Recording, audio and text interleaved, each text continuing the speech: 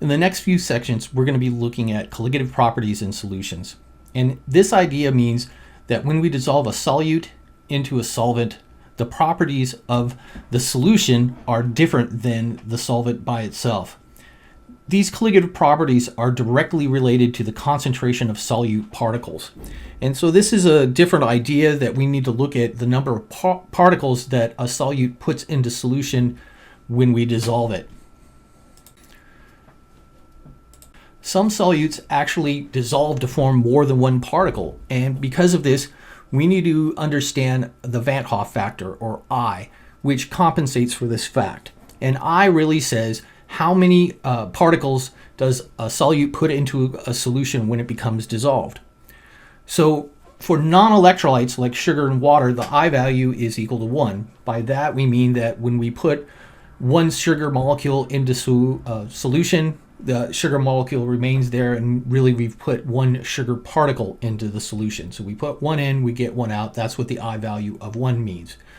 However, when we look at strong electrolytes, like ionic compounds, we need to consider the fact that ionic compounds break up to make positively and negatively charged species.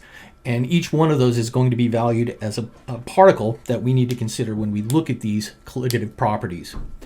So the I value for ionic compounds is equal to the number of ions that are created when the electrolyte is dissolved. So we have to take the salt and look at what it actually dissolves into, count up all those species, and that's going to be our I value. And so in this case, remember, when we're looking at colligative properties, whenever I see an ionic compound, by that we mean a metal bonded to a non-metal, I start thinking about an I value being larger than 1. So here are 2 common salts, so like sodium chloride. When sodium chloride is dissolved in water, it dissociates to make the ionic species Na plus and Cl minus. So despite the fact that we're putting in one molecule, NaCl, we're getting 2 particles out. We're getting Na plus and Cl minus. So colligative properties are directly related to the number of particles that are in the solution. So the I value for NaCl is equal to 2. And so we need to take into account the fact that NaCl breaks up into 2 actual particles. And so we will include this inside of our calculations. So this continues on. So here, when we look at iron 2 nitrate, when we disassociate it, it breaks up into an Fe2 plus cation and 2 nitrate anions. So 1 plus 2 is equal to 3. So the I value of iron 2 nitrate is equal to 3.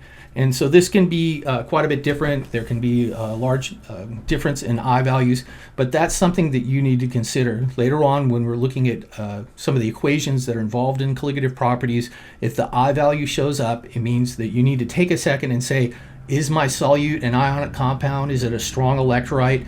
If so, you might need to consider what is the I value for it.